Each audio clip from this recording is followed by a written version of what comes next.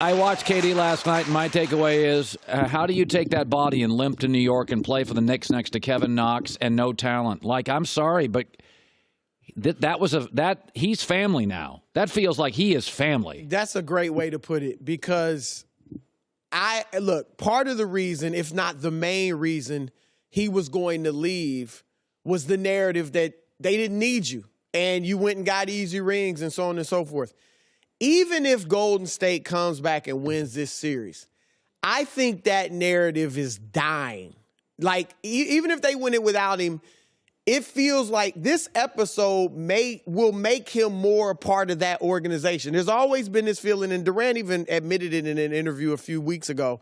It's kind of been the Warriors and KD, like separate. It's real. But now when you saw, and I'm not even talking about Bob Myers crying and stuff, but just this whole, like, how much these players want him back. Steph Curry during a game and Iguodala were walking him to the locker room. I know Steph wasn't in at that point, but still, it's during a game. Right. And it just feels like they're talking about winning it for KD.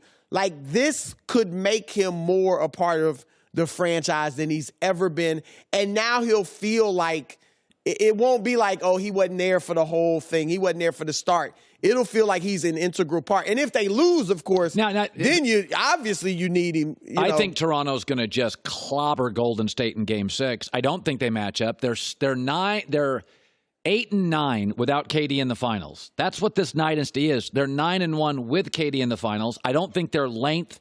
We got Looney may not play, KD out, and Boogie at 70%. I think length is a huge factor here, and I think Toronto's going to go. Here's my thing. If Toronto just smokes them, that is more of a, wow, we need Kevin Durant. And again, even if they come back and win it, which I think is a possibility, obviously Toronto has the edge. And to your point, the Raptors, Nick Nurse all he has to say to his team is, look, they hit 23 pointers. Exactly. That's the second most in finals history. We hit 8. All right. We didn't shoot well from the foul line. We had been shooting 90% from the foul line in the first 4 games. We shot 78 last night. If we didn't get anything from Kawhi outside of that 2-minute burst. Pascal Siakam didn't play well, and we lost by a point. So he can say that. However, I do think Golden State has a shot now to win this. I'm sticking with my pick of them in 6. So I'll go 7 now, but I'm giving them a chance to win. But my point is, Kevin Durant is going to feel more like a part of that fabric of that franchise now. And here's the deal, too, for Durant. It was always going to be a risk for him to leave. Leave a place where you could win 2 or 3 more championships, or even if it's just 1 more championship, for a place where you may not win any. Even at his best, and he's arguably the best player in the world, there's still a big question mark as to whether or not he can lead a team to a championship. He might just be an all-time great player that can't lead his own team to a title because he wasn't playing with clowns in Oklahoma City. I mean, Russell Westbrook is what he is, a great player. Steven Adams was there. Serge Ibaka was there. I know they had injuries, but they never got over the hump. And now if he comes back not quite what he used to be, maybe he will be. I think there's a great chance he's as good as he used to be because of his build, his skills, all that. But what if he's just, instead of a prime KD, he's a prime Carmelo Anthony, and he can't lead a team to a championship? You're risking all of that to leave a team where you can win. So I think now, if I'm Kevin Durant, I really have to rethink. If I was that close to leaving, I really have to rethink staying. I'll throw this at you.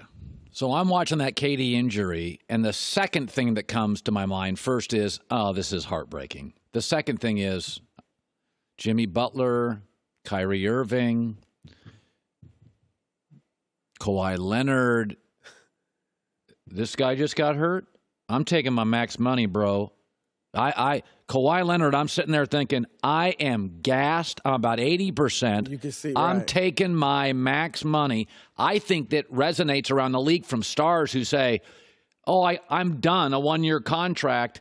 I'm not giving up 40 large I think his injury makes these stars say, I'm sticking put and taking my max in Philly if I'm Jimmy Butler or Kawhi in Toronto. Well, a few things. With Kawhi, there's been talk. There was actually a report that he's leaning toward a short-term deal with the Raptors, 1 or 2 years, whatever that may be. He's already fragile physically. Like, he's as tough and strong as he is physically, his body is fragile.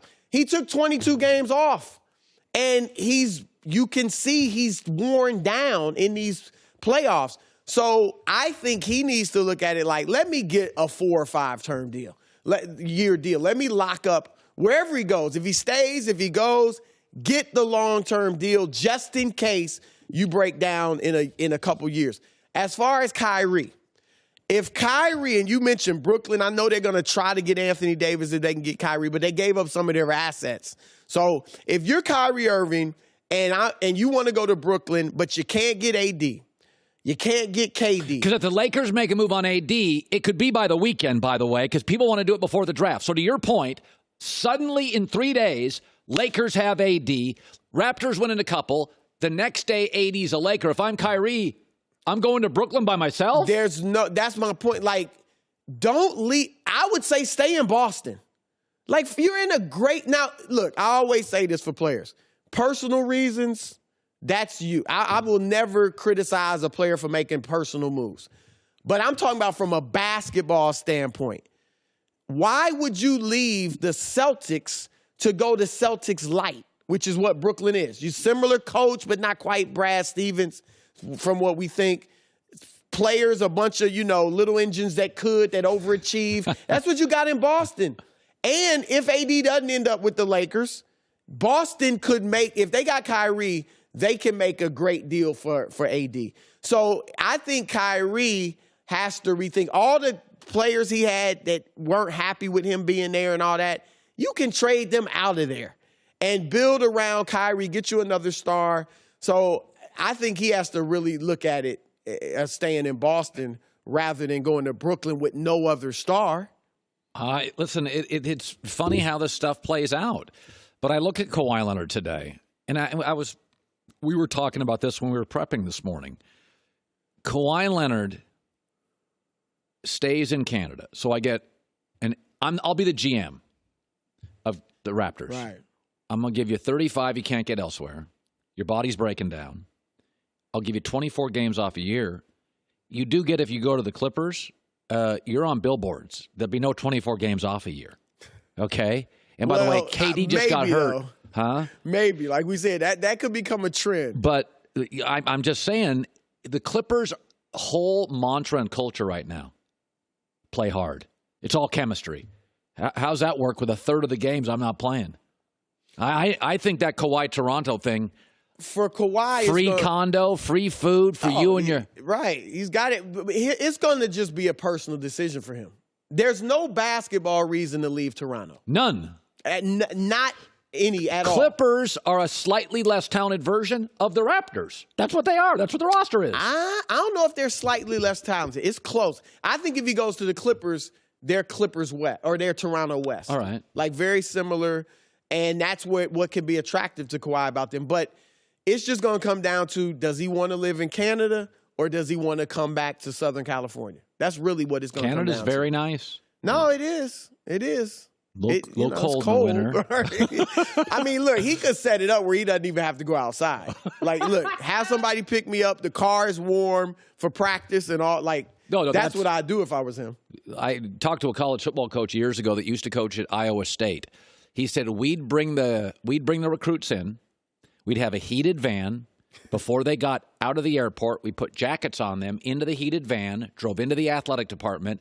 We always made sure it was heated. Right. Our van was heated. So when they go to Ames, Iowa in January for recruiting, they're like, it's balmy there. He goes, we never let them outside. They just went classroom to athletic to hot van to meal. So 12 degrees doesn't feel bad when you're just looking at it, not living it. And I think that's a point. Chris Broussard, good stuff. Good seeing you. Hi, everybody. Thanks for watching. Subscribe here to get the latest from the show. Also, be sure to check out more of the best clips from The Herd or go watch a few segments from other shows on FS1.